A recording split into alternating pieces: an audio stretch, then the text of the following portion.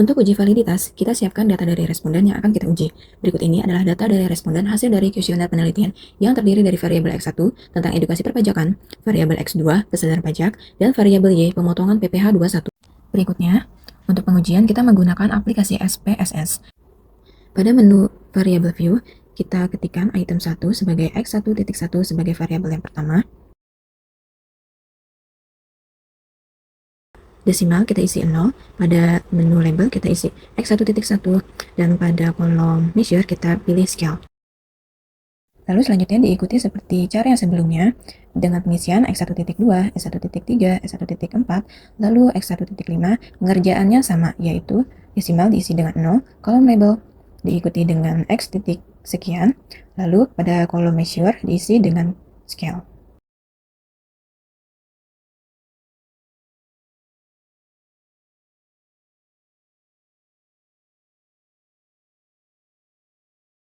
Lalu jika kelimanya sudah diisi, kita ketikkan variabel sebagai X1, lalu desimal kita isi 0, label kita isikan dengan variabel X1, dan measure kita isi dengan scale. Lalu untuk variabel berikutnya, kita isikan item X2.1, pengerjaannya sama, dengan mengisi desimal 0, label kita isi X2.1, lalu measure kita pilih scale. Pengerjaannya sama seperti sebelumnya untuk item X2.2, X2.3, sampai X2.5, kita isi sama pengerjaannya.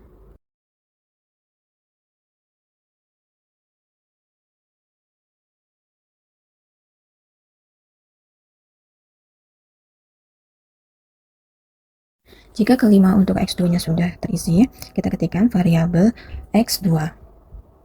Lalu desimal kita isi dengan 0. Ketik label dengan variabel X2. Pilih measure dengan scale. Jika kedua variabel X1 dan X2 sudah, selanjutnya untuk variabel berikutnya yaitu Y1 kita isikan dengan label Y1. Lalu measure-nya kita isi scale. Sama pengerjaannya sampai dengan Y5.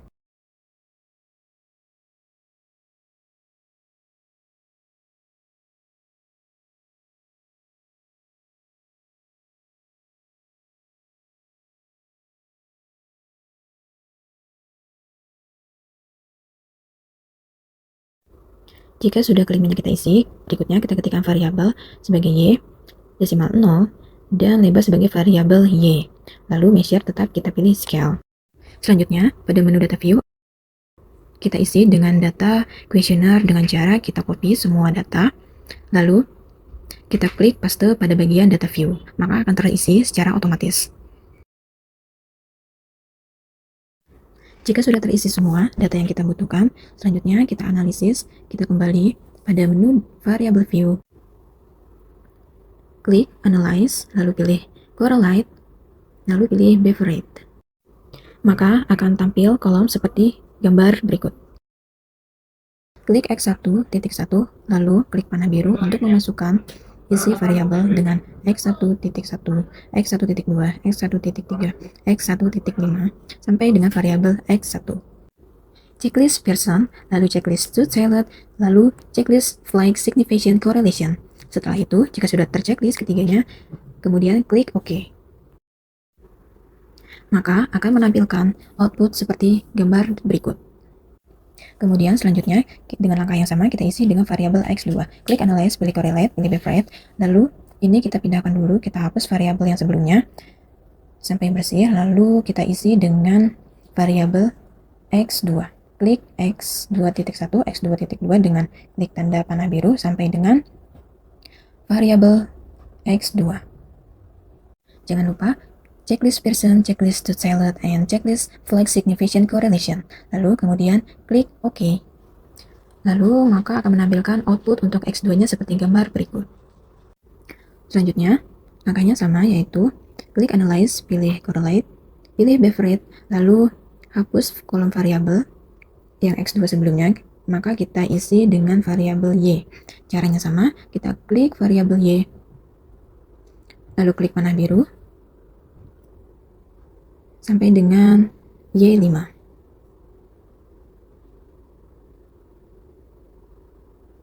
Jangan lupa checklist person, checklist to tailored, dan checklist flag significant correlation. Setelah itu, klik OK. Maka outputnya akan menampilkan sebagai gambar berikut.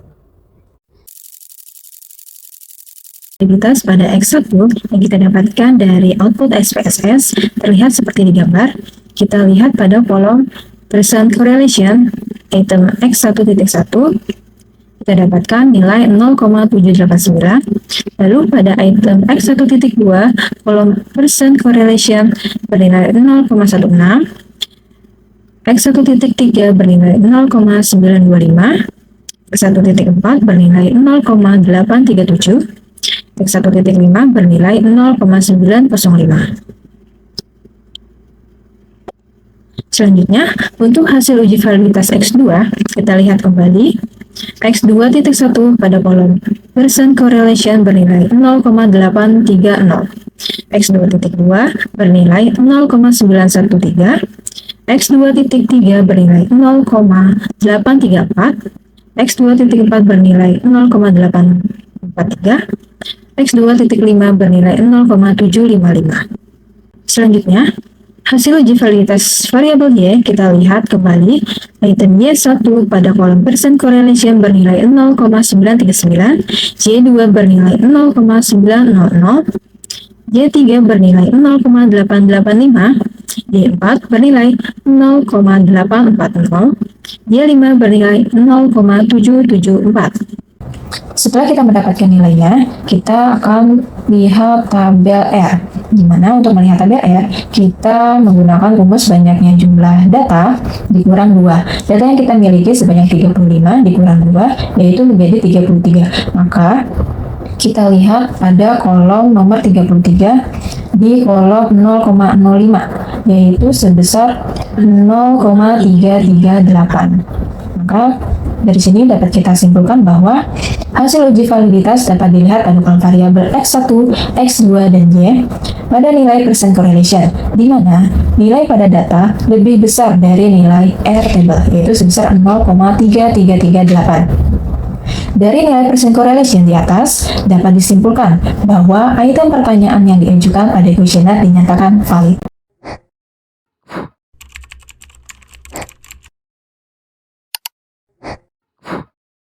Baik, di uji reliabilitas ini, di bagian data view, pada menu bar atas, kita klik Analyze.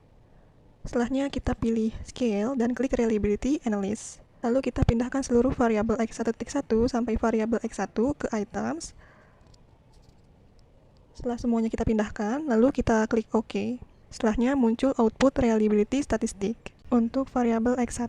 Setelahnya kita ulangi step yang sama, kita klik Analyze, lalu klik Scale dan pilih Reliability Analysis. Kita keluarkan terlebih dahulu X1-nya dan kita pindahkan untuk variabel X2.1 sampai variabel X2 ke items seperti yang sebelumnya.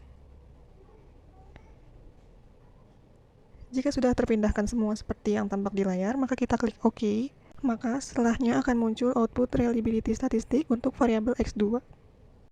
Lalu kita ulangi lagi stepnya sampai ke reliability analysis. Kita keluarkan dulu variabel X2.1 sampai variabel X2 dan kita pindahkan Y1 sampai dengan variabel Y ke bagian kotak items seperti yang tertera di layar. Setelah semua variabel terpindahkan, maka kita klik OK dan muncul reliability statistik untuk variabel Y. Berikut adalah output uji reliabilitas dari data yang kita olah sebelumnya. Uji reliabilitas ini digunakan untuk memastikan apakah kuesioner yang kami gunakan itu konsisten dan dapat dipercaya. Uji reliabilitas menggunakan nilai Cron base alpha dengan minimal 0,60. Untuk hasil uji reliabilitas dari data yang kita olah sebelumnya, itu untuk variabel X1, Cron base alpha-nya terdapat nilai 0,816. Dan untuk variabel X2, Cron base alpha-nya itu nilainya 0,814. Dan untuk variabel Y, Cron base alpha-nya 0,820, di mana nilai-nilai data tersebut lebih besar dari 0,60. Berdasarkan hasil data tersebut, dapat disimpulkan bahwa instrumen penelitian dinyatakan reliable dan dapat digunakan untuk analisis lebih lanjut.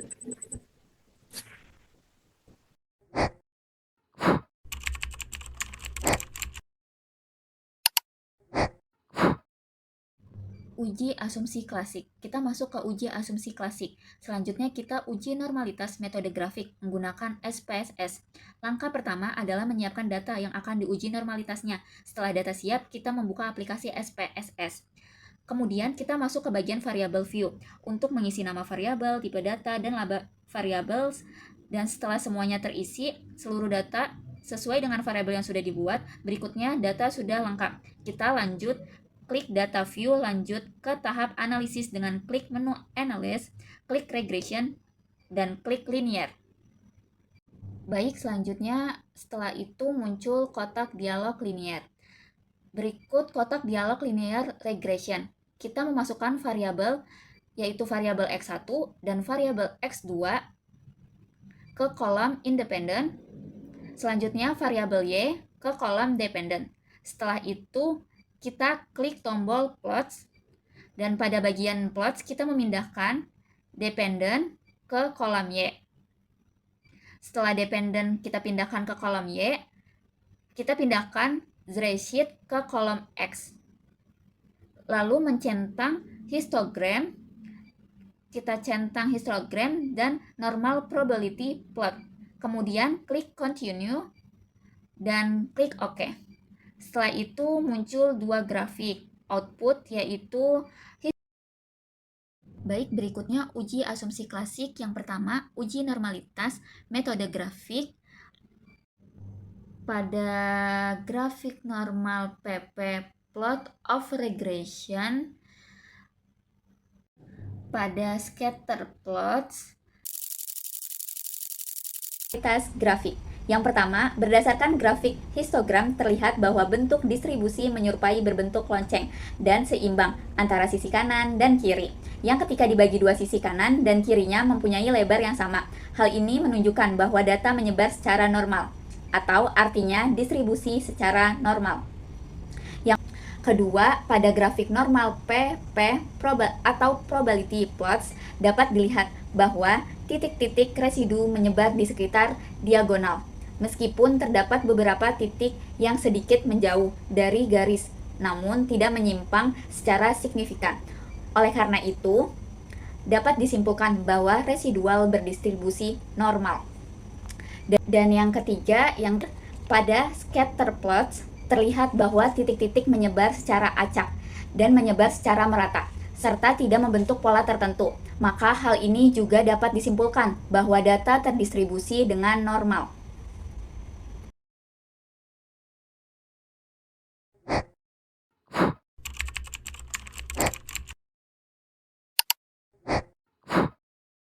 Berikutnya, uji normalitas Kolmogorov-Smirnov.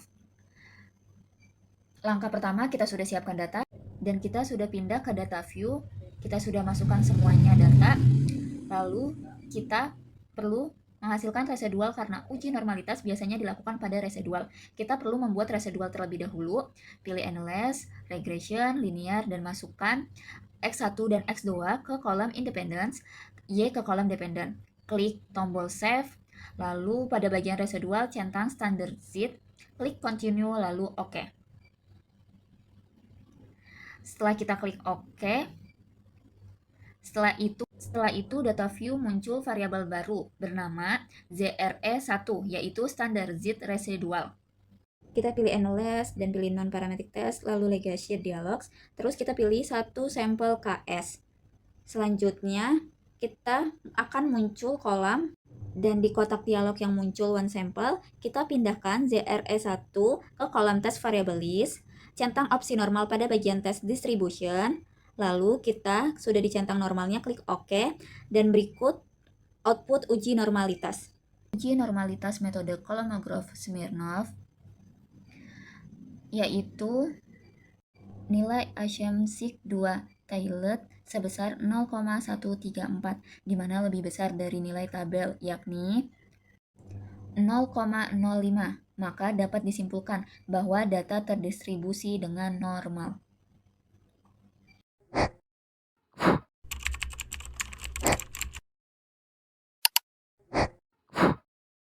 Selanjutnya, saya Rinda Syifaryawati akan memberikan tutorial SPSS 27 untuk uji heteroskedastisitas, yaitu ada dua metode dengan metode grafik dan juga metode Glaser. Untuk pertama, saya akan menjelaskan metode grafik. Untuk metode grafik antara heteroskedastisitas dan juga metode grafik normalitas hampir sama pengerjaannya, yaitu regression, linear, dependent variable Y, dan independent variable X1 dan X2. Lalu klik plots. Nah, untuk pembedanya itu antara normalitas dan heteroskedastisitas terletak pada Y dan X-nya. Untuk yang sebelumnya normalitas, kita pakai Y dependent dan X resid, maka diganti. Untuk heteroskedastisitas, Y itu resid dan X itu zipred. Lalu, klik continue dan klik OK. Hasilnya, outputnya sudah keluar, yaitu titik-titik scatter plot. Kita udah lihat tadi videonya mengenai tutorial PSS 27 heteroskedastisitas metode grafik. Nah, hasil yang tadi kita sudah uji menggunakan SPSS 27. Tujuan dari uji ini adalah untuk melihat apakah terjadi ketidaksamaan variance dari residual suatu pengamatan ke pengamatan lain, model regresi yang baik seharusnya tidak memiliki gejala heteroskedastisitas atau disebut homokedastisitas. Untuk kesimpulannya dari hasil uji tersebut, maka titik atau scatter plot menjabar secara merata dan tidak berbentuk suatu pola. Pola yang dimaksud adalah seperti berbentuk kerucut, melebar, menyempit, atau bergelombang. Karena tidak membentuk suatu pola, maka dapat disimpulkan bahwa data terbebas dari gejala heteroskedastisitas atau sampelnya bersifat homogen.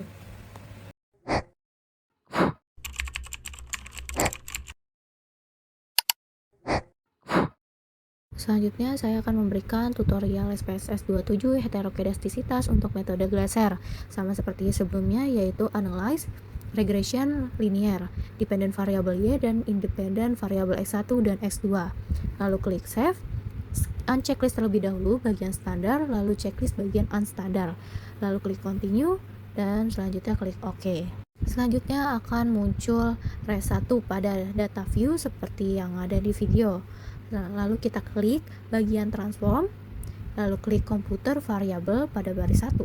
Setelah muncul tampilannya, kita ketik pada bagian tabel target, yaitu abbreviate. Pada kolom numeric expression, kita ketik terlebih dahulu apps buka kurung, lalu scroll pada bagian type and label, cari unstandard, lalu pindahkan ke kolom numeric expression. Nanti akan muncul tulisan res_1. Jadi, pada kolom numeric expression terdapat kalimat apps buka kurung res_1 tutup kurung. Kalau udah, pada bagian function group, klik all. Nanti akan muncul tulisan pada kolom function special variable, lalu kita klik apps, lalu klik OK. Sama seperti tadi, pada bagian data view nanti akan muncul kolom abbreviate. Selanjutnya kembali pada tutor sebelumnya, ARL, yaitu Analyze Regression Linear. Setelah muncul tabelnya, kita ubah nih, sebelumnya kan dependent variable Y diganti dengan abbreviate. Lalu klik OK. Output yang akan muncul koefisien A sebagai hasil heteroskedastisitas metode Glaser. Sebelumnya kita menguji heteroskedastisitas mengenai metode grafik. Untuk sekarang kita menggunakan metode Glaser. Prinsipnya sama dengan yang metode grafik, yaitu untuk menguji apakah terdapat perbedaan varians residual antara pengamatan. Absolute residual abbreviate sebagai variabel terikat terhadap variabel bebas X1 dan X2. Glaser kita menggunakan acuan nilai signifikan atau nilai sig pada kolom coefficients A di sini kolomnya ya pengambilan keputusan, yaitu kalau misalnya tidak terjadi heteroskedastisitas atau model baik jika nilai sig setiap variabel bebas lebih besar dari 0,05. Kita lihat pada kolom tabel ini lebih besar dari 0,05, berarti tidak terjadi heteroskedastisitas. Tapi kalau misalnya dia di bawah 0,05, maka nilai signya itu terjadi heteroskedastisitas. Mari kita lihat hasilnya, koefisien di kolom sig. Ya, untuk variabel X1 kita lihat di sini nilainya itu 0,743. Untuk yang X2 variabelnya senilai dengan 0,999. Berarti lebih besar dari 0,05. Maka bahwa pada kolom sig variabel X1 0,743 dan variabel X2 0,999 keduanya memiliki nilai sig lebih besar dari 0,05, sehingga dapat disimpulkan bahwa tidak ada gejala heteroskedastisitas atau sampel penelitian bersifat homogen.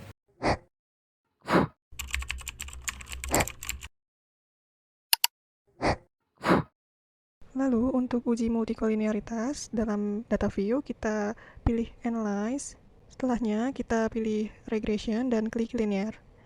Seperti yang sudah tertera di layar, dalam kolom dependen kita isi variabel Y, dan pada kolom independen kita masukkan variabel X1 dan variabel X2. Setelahnya kita klik statistik, di sini kita centang di kolom regression coefficient itu estimates, lalu pilih model fit, part and partial correlations, dan collinearity diagnostic. Setelahnya kita klik continue dan kita klik OK. Lalu muncul output koefisien seperti yang tertera di layar. Berikut hasil output dari uji multikolonialitas dari data yang kita olah sebelumnya. Pada uji multikolonialitas ini, kita melihat pada kolom tolerance dan kolom fit. Kita peroleh nilai tolerance pada variabel X1 dan X2 itu sama, yaitu 0,564, di mana lebih besar dari 0,1. Kemudian untuk nilai fit-nya, variabel X1 dan X2 itu juga sama, yaitu 1,773, kurang dari 10. Sehingga dapat disimpulkan bahwa tidak ada gejala multikoliniaritas hingga tidak ada hubungan antara variabel bebas dalam mempengaruhi variabel terikat.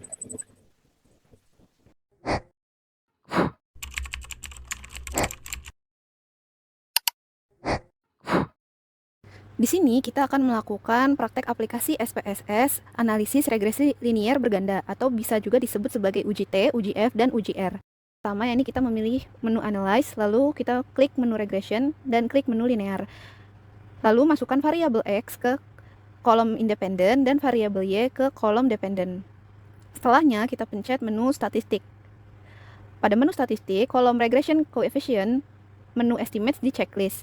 Lalu di samping kanannya model fit dan R-square change-nya juga di checklist. Habis itu kita klik continue, abaikan yang lain lalu klik OK. Dan setelahnya akan keluar tabel-tabel hasil output untuk uji T, uji F, dan uji R. Di sini saya akan menjelaskan hasil output dari analisis regresi linier berganda atau uji T, uji F, uji R yang setelah kita lakukan tadi. Yang pertama itu di uji T, pada kolom T kita melihat untuk variabel X1 bernilai sebesar 3.800 dan variabel X2 sebesar 1.919. Nah, untuk nilainya kita membutuhkan acuan dari nilai T pada T-table. Kita cari dulu untuk nilai T-table-nya di sini. Karena data kita itu sebanyak 35 responden, maka di sini kita pakai jumlah DF atau PR-nya yang ke 35, lalu kita pilih yang urutan ketiga atau batas 0,05 sampai 0,010. Yang ini ada di angka untuk nilai T-table-nya itu sebesar 1,68957. Nah, lalu kita mendapatkan kesimpulan. Yang pertama, ini nilai T hitung variabel X1 yakni yang sebesar 3.800 tadi lebih besar dari nilai T-table yakni yang telah kita lihat pada acuan T-table sebelumnya, yaitu sebesar 1,68957, dan sig-nya, sig titiknya itu yang variabel X1 ini dia kurang dari atau lebih kecil dari 0,05. Nah, hal ini menunjukkan bahwa variabel X1 ini atau edukasi perpajakan berpengaruh positif dan signifikan terhadap variabel Y atau pemotongan PPh 21. Lalu, untuk nilai T hitung variabel X2 yang sebesar 1919 ini lebih besar dari nilai T-table juga yang sebelumnya yang 1608,957. Namun, untuk sig-nya dia lebih besar dari 0,05, yang berarti menunjukkan bahwa variabel X2 ini atau kesadaran wajib pajak berpengaruh positif namun tidak signifikan terhadap variabel Y atau pemotongan PPh 21. Lalu untuk uji F, di sini kita ambil pada tabel ANOVA. Nah, pada tabel ANOVA ini kita lihat di kolom F ya, di bagian regression ini nilainya sebesar 24.000. Nah, untuk sama seperti uji T, uji F ini membutuhkan nilai acuan atau nilai tabel yang kita cari pada tabel F. Di sini kita lihat untuk DF-nya itu sebagai ada dua, ada DF1 untuk pembilang atau N1 dan DF2 untuk penyebut atau N2. Nah, DF1 ini untuk variabel, berapa jumlah variabel dalam penelitian yang kita gunakan, khususnya variabel independen. Lalu untuk DF kedua atau DF penyebut N2, ini adalah berapa banyak jumlah data yang kita gunakan. Karena kita menggunakan 35 data responden, maka kita ambil pada nilai yang urutan ke-35, lalu pada kolom kedua, karena kita mempunyai dua variabel independen. Dan nilai yang ditemukan ini sebesar 3,27 untuk nilai table F-nya. Nah, dapat didapatkan kesimpulan pada kolom F bahwa nilai F hitung sebesar 24.607 lebih besar dari nilai F table, yakni sebesar 3,27. Hal ini menunjukkan bahwa seluruh variabel bebas, edukasi pajak, dan kesadaran wajib pajak berpengaruh secara simultan terhadap variabel terikat atau pemotongan PPh 21-nya. Terakhir, untuk uji T, kita ambil pada tabel model summary ini, kita lihat pada kolom R-square. Nah, pada kolom R-square terdapat nilai sebesar 0,606. Jika dikonversi ke persentase atau dikali oleh 100%, nilainya ini menjadi 60,6%. Maka, sumbangan variabel edukasi pajak dan kesadaran wajib pajak dalam mempengaruhi variabel pemotongan PPh 21 memberikan nilai sebesar 60,6%. Dan kemudian, yang sebesar 39,4% ini dipengaruhi oleh variabel lain di luar dari penelitian ini. Mungkin sekian presentasi dari kelompok kami. Kurang lebihnya mohon maaf. Wassalamualaikum warahmatullahi wabarakatuh.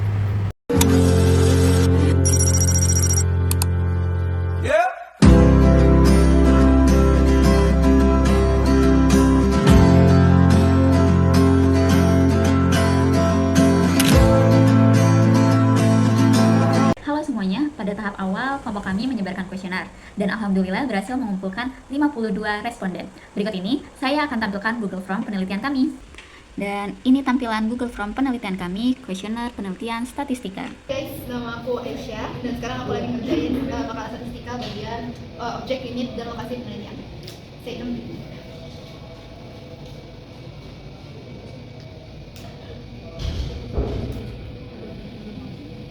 Aku mau lanjut kerjain tugas. Kemudian aku kerjain isi dari deskripsi data penelitian. Yuk next, kita isi data penelitiannya. Ya.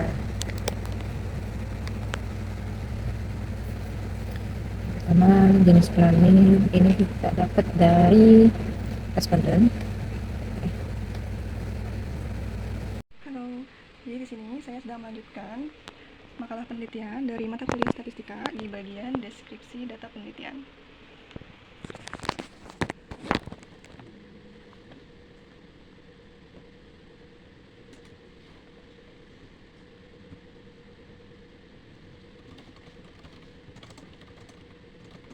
Hari ini kita mau buat laporan akhir makalah statistika, slide presentasi dan juga video-video tutorialnya. Disimak ya guys. Ini untuk laporan kita semua buat di presentasi. nanti. Ini aku mau masukin Ini mau masukin di penelitian, aku mau masukin heteroskedastisitas dan lainnya, dan juga mau melanjutkan editan. Ini juga mau melanjutin unit penelitian juga.